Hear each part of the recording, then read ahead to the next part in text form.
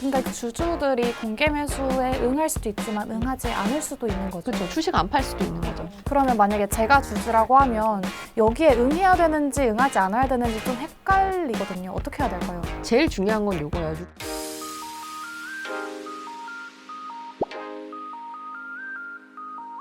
오늘의 주식 설전은 산다 안 산다 보다는 좀 관심 가지실 만한 종목을 가지고 이거 어떻게 되는 건지 한번 살펴보도록 하겠습니다. 우리한테 굉장히 익숙한 기업이죠. 맘스터치 얘기를 좀 같이 해보려고 하는데요. 이 맘스터치가 많은 분들 몰랐을 수도 있는데 상장사예요. 네. 근데 이 상장사 맘스터치가 상장 폐지를 한다고 하는데 왜 상장 폐지하냐? 그리고 상장 폐지하면 내 주식은 어떻게 되는지. 그러니까 굳이 맘스터치 주주분들 아니더라도 언제 어디서 내 주식이 상장 폐지할지 모르나?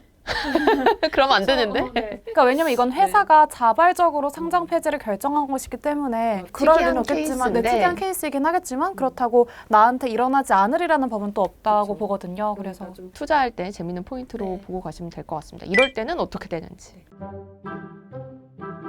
근데 이 맘스터치는 진짜 모르는 분들 없으실 것 같아요. 없죠. 싸이버거 다들 한 번씩 드셔보셨잖아요. 그럼요. 이 맘스터치가 싸이버거 때문에 엄청 부상을 했어요. 그러니까 싸이버거 생각해보시면 엄청난 두께의 치킨이 완전 들어있고 해자지. 그다음에 한 입에 넣을 수도 없을 그치, 만큼 그치. 큰데 가격은 3,000원 이러니까 롯데리아나 아니면 맥도날드처럼 대형 프랜차이즈 대비 양도 많아 보이고 약간 가성비가 굉장히 좋은 버거로 입소문에 타서 유명해졌어요. 그래서 지금 위치가 어떠냐면 전체 그런 대형 프랜차이즈 업계에서 매장 수 1위입니다. 와, 그러니까 그렇게 많나요? 네, 롯데리아가 한 40년 동안 매장 수 1위를 지켜왔는데 2020년인가 21년에 1,300여 곳을 넘기면서 맘스터치가 1등 자리를 이제 가져왔어요. 그리고 보통 외식업계라고 하면 코로나 때문에 굉장히 많은 타격을 입어야 하는 게 좀 우리의 생각인데 이 회사는 오히려 영업이익이 늘었단 말이죠. 오, 작년, 재작년에도. 네. 그래서 실적은 굉장히 좋은 상태입니다. 이렇게 실적이 좋을 수 있었던 이유가 아무래도 이제 매장 운영도 가성비를 굉장히 중시하는 그런 전략이 있었는데 우리 뭐 맥도날드나 롯데리아 생각해 보시면 매장이 일단 크잖아요. 그렇죠. 널찍하잖아요. 근데 맘스터치는 굉장히 좁단 말이죠. 꼭 앉아서 먹고 갈 때가 많지 않죠. 그렇죠. 보통 다 테이크아웃을 하거나 배달을 하거나 그렇게 하는데 프랜차이즈 매장을 낼 때도 다른 대형 프랜차이즈업들은 한 40평대로 낸다면 이 회사는 20평대로 내니까 이 점주들도 초기 창업 비용이 적겠죠. 그러다 보니까 이 대형 프랜차이즈와의 경쟁에서도 살아남을 수가 있었습니다. 그러다 보니까 점포수도 많아지고. 네. 어. 근데 이 회사가 원래는 그 팝아이스 아시죠? 아, 알죠. 그게 맛있거든. 프렌치 프라이가 맛있거든. 아, 네. 그래서 맘터 프렌치 프라이도 맛있는 거예요. 맞아요. 근데 그 팝아이스의 자회사로 시작했다가 법인을 분리했어요. 그렇게 해서 출발했는데 중간에 주인이 한번 바뀝니다. 2019년에 그 정현식 전 회장이 이제 창업주인데 그 창업주가 그 2019년 12월에 사모펀드인 KL 파트너스한테 회사를 매각했어요. 네. 그러고 이제 회사는 상호명도 원래 해마로 푸드 서비스에서 2021년 3월에 맘스터치 앤 컴퍼니로 상호명을 바꿉니다. 상장사 명도 처음에는 해마로였죠. 네, 처음은 해마로였어요. 그런데 이렇게 주인이 바뀔 때 약간 이제 노조와의 잡음이 좀 있었습니다. 기존 경영진의 그런 회사를 매각하는 것에 반대를 한 사람들이 노조를 결성해서 그때 이제 노사 갈등이 시작이 됐고 그것이 지금까지 이어져 오고 있는 상황이에요. 어쨌든 이렇게 실적이 좋은데 뭐 나쁜 회사도 아닌데 왜 갑자기 상장 폐지를 하려고 하냐. 이게 제일 궁금하실 것 같아요. 그렇죠. 사실 이 자발적으로 회사가 상장 폐지를 한다는 건 우리가 쉽게 접하기 힘든 케이스잖아요. 근데 여러 가지 이유가 있다고 보는데 일단은 이 회사의 공식적인 입장이 있어요. 그걸 한번 읽어드릴게요. 그 회사 공식 발표를 보면 맘스터치의 경영 활동의 유연성과 의사결정의 신속성을 확보해서 경쟁력을 지속적으로 유지시키고 발전시키겠다. 이것이 회사의 공식 입장문이에요. 그러니까 들어보면은 상장 폐지를 함으로써 우리 회사의 경쟁력이 높아질 것이다 라고 하는 것인데 사실 잘 이해가 안 되잖아요. 보통 상장을 하려고 다들 안달인데 왜 상장 폐지가 경쟁력 확보냐. 근데 그 맘스터치랑 관련된 좀 안 좋은 이슈들 혹시 알고 계셨나요? 저도 사실 잘 몰랐는데 뭐 갑질 이슈가 있었더만요. 네, 맞아요. 그래서 맘스터치가 가맹 점주 주주들과 좀 갈등이 있었는데 원재료 가격을 일방적으로 올렸다, 이게 시초였습니다. 그런데 맘스터치가 상장사다 보니까 여러 가지 공시를 통해서 이 회사의 실적을 우리가 빠르게 알 수 있잖아요. 그렇죠.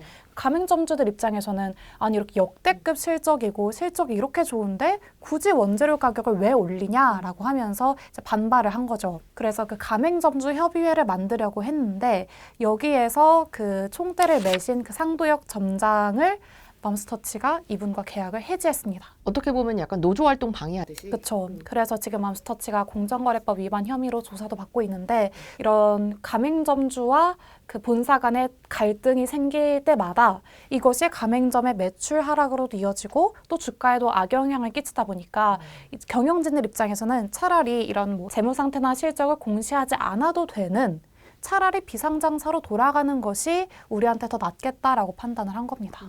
그러니까 상장을 유지하는 것도 사실은 비용이기도 하고 그렇죠. 하다못해 주주총회 다 해야 되잖아요. 네. 모든 주주들을 다 소집을 해야 되잖아요. 그러니까 그런 것부터 비용이라고 생각을 했던 거고 네. 그러니까 차라리 상장 폐지하는 게 낫다. 네. 뭐 이랬던 건데 근데 요거를 둘러싸고 사실 이런 얘기도 있더라고요. 지금 맘스터치를 가지고 있는 곳이 사모펀드이다 보니까 사모펀드가 하는 일이 이런 거잖아요. 이 회사를 사서 좋게 만든 다음에 그렇죠.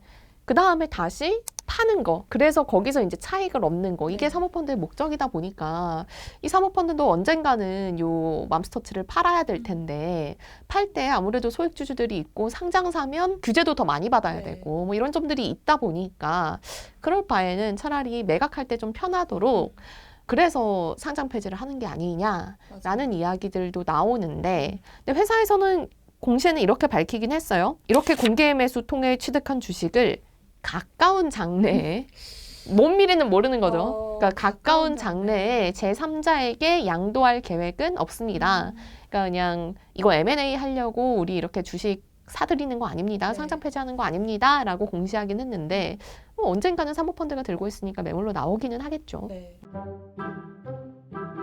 근데 그 공개 매수 말씀하셨는데 공개 매수가 좀 낯선 분들도 계실 것 같아요. 어떤 작업인가요? 이 상장 폐지를 하려면 이 상장 폐지를 하는 최대 주주가 지분을 95% 이상 가지고 있어야 됩니다. 그래야 상장 폐지를 결정을 할 수 있어요. 요건이 돼요. 네. 혹은 소액 주주가 200인 미만이거나 뭐 소액 주주의 가진 주식 수가 유동 주식의 20% 미만이 되는 경우 그러니까 이런 기준을 맞추기 위해서 지금 대주주가 가지고 있는 지분 말고 나머지 소액 주주들이 가지고 있는 지분을 사들이는 거.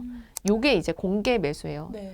최대 주주가 자기의 지분율을 95% 이상으로 높이는 게 그래서 상장 폐지를 하는 게 목적인 거죠. 네. 지금 지분 구조를 한번 보면 최대 주주죠. 한국 F&B 홀딩스 여기가 이제 사모펀드가 만든 회사예요. 여기가 가지고 있는 지분이 67% 정도 되고요. 그 맘스터치앤컴퍼니 자사주죠. 자사주가 한 16% 정도 돼요. 그리고 나머지 소액 주주들이 가지고 있는 게 한 15% 정도인데 그럼 아까 95% 맞춰야 된다고 했잖아요. 그러니까 적어도 이 맘스터치는 한 10% 정도는 시장에서 흡수를 해서 지분율을 95% 이상으로 끌어올리려고 하고 있는 겁니다. 주식을 흡수할 때 정해진 가격에 따라서 흡수를 하는 거잖아요. 그 가격은 얼마 정도 되나요? 지금 주당 가격이 6,200원으로 정해져 있어요. 그건 어떻게 정한 거냐면 우리 상장 폐지하겠다. 그래서 공개 매수 결정을 하겠다라고 한 이사회 그 결정을 한 날이 있잖아요. 네. 그게 1월 18일인데 이때를 기준으로 전날 그리고 한 달 전, 뭐 3달 전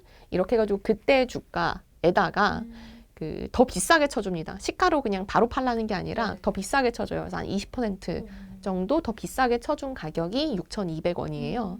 그래서 요거를 발표하자마자 바로 주가는 이제 6,200원 부근으로 바로 그렇죠. 올랐죠. 한 20% 맞아요. 정도 올랐습니다. 왜냐면 이게 만약에 맘스터치 주식이 지금 5,000원이다. 네. 그러면 내가 그거 사면 회사에 넘기면 1,200원 바로 얻는 거잖아요. 네, 6,200원이니까. 그러니까 그 밑에서 주가가 확 끌어올려진 거죠. 그러면 이제 하나 궁금하실 부분이 이런 걸 것 같아요. 지금 주가가 오늘 기준으로 6,150원. 회사가 사주겠다는 가격이 6,200원이잖아요. 그러면은 난 여기서 6,150원에 주식 사면 한 50원 정도 주당 차익을 얻을 수 있는 거죠. 네. 그러니까 그게 한 뭐 따지면 한 0.8% 정도 수익일 텐데 뭐 그것도 나는 확정 수익이니까 그렇죠. 좋다라고 생각하시는 분은 지금이라도 맘스터치 주식을 사서 공개 매수에 응하시는 그런 차익 거래를 해볼 수도 있겠죠. 네. 그럼 그 공개 매수에 응하려면 어떻게 해야 되는 거예요? 요거는 좀 까다롭습니다. 그러니까 공개 매수에 응하려면 일단 이 공개 매수를 주관하는 그 증권사가 NH투자증권이에요. 공개 매수 응하려면 이 증권사에 직접 방문을 하셔서 서류 한 장 쓰셔야 됩니다. 그러니까 온라인으로 핸드폰으로는 안 되는. 안 돼요. 공모주 청약하듯이 그렇게 할 수가 없고. 좀 번거롭네요. 네, 좀 번거로워요. 그래서 직접 하셔야 되고, 그래서 공개 매수는 지금도 진행 중이에요. 지난달 20일부터 이달 15일까지 공개 매수가 진행이 되고, 이 15일 3시 반까지 이 공개 매수에 응하셔야 되고요. 또 예를 들어서 뭐 오늘 그냥 신청을 한다라고 해도 그거를 바로 회사가 사가지고 뭐 6,200원 주고 그게 아니라 15일까지 한다고 했잖아요. 네. 그러면 이 15일까지 다 마감한 다음에 그 다음에 결제일에 주당 6,200원을 쳐가지고 결제를 해줍니다, 회사가. 근데 주주들이 공개 매수에 응할 수도 있지만 응하지 않을 수도 있는 거죠. 그렇죠. 주식 안 팔 수도 있는 거죠. 그러면 만약에 제가 주주라고 하면 여기에 응해야 되는지 응하지 않아야 되는지 좀 헷갈리거든요. 어떻게 해야 될까요? 제일 중요한 건 요거예요. 주당 6,200원이라는 가격이 내가 생각할 때 합당한가를 먼저 따지셔야 돼요. 근데 이게 합당하다라고 생각하면 그냥 뭐 공개 매수에 응하셔도 되고 사실 제일 편한 거 그냥 시장에서 파는 겁니다. 왜냐면 지금 공개 매수 단가까지 올라왔잖아요.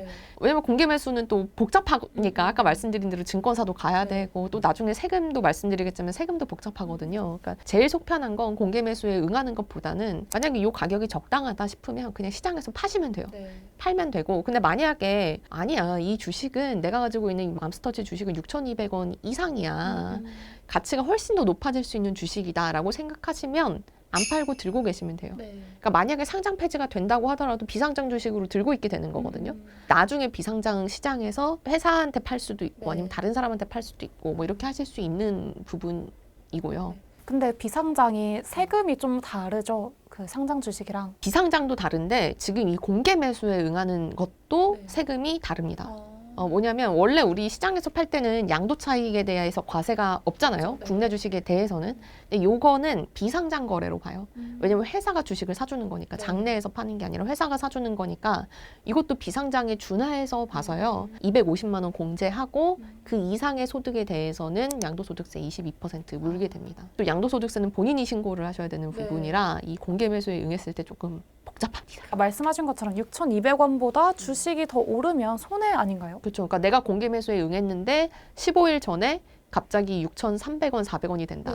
내 6,300원짜리 주식을 6,200원에 회사가 사게 되는 거니까 난 손해인데 그러면 취소하시면 됩니다. 그 15일 기점으로만. 왜냐하면 어차피 계산도 바로 해주는 게 아니라 15일 지나서 그때 결제일에 해준다고 했잖아요. 그러니까 공개 매수 취소하고 그냥 바로 주식을 내다 파시면 그럼 그 이상으로 이제 수익을 낼 수가 있는 거죠. 취소 신청은 뭐 결제일 기준으로 취소 신청을 하는 건가요? 15일까지 이제 공개 매수를 받잖아요. 그럼 결제일은 15일 이후고 이 15일 이전에는 언제든지 취소를 할 수 있는 거죠. 본인이 원하면. 그러니까 기존 주주분들은 제가 보면 공개 매수 응한다기보단 그냥 시장에서 그럼 지금 팔 거냐 살 거냐 이것만 결정을 하시면 되고요. 사실 공개 매수를 하시는 분들은 대부분 이 차익 거래를 노린 분들이 많으실 거예요. 그러니까 그 큰 금액으로 6,100원에 사가지고 6,200원에 요만큼의 확정된 수익을 얻겠다.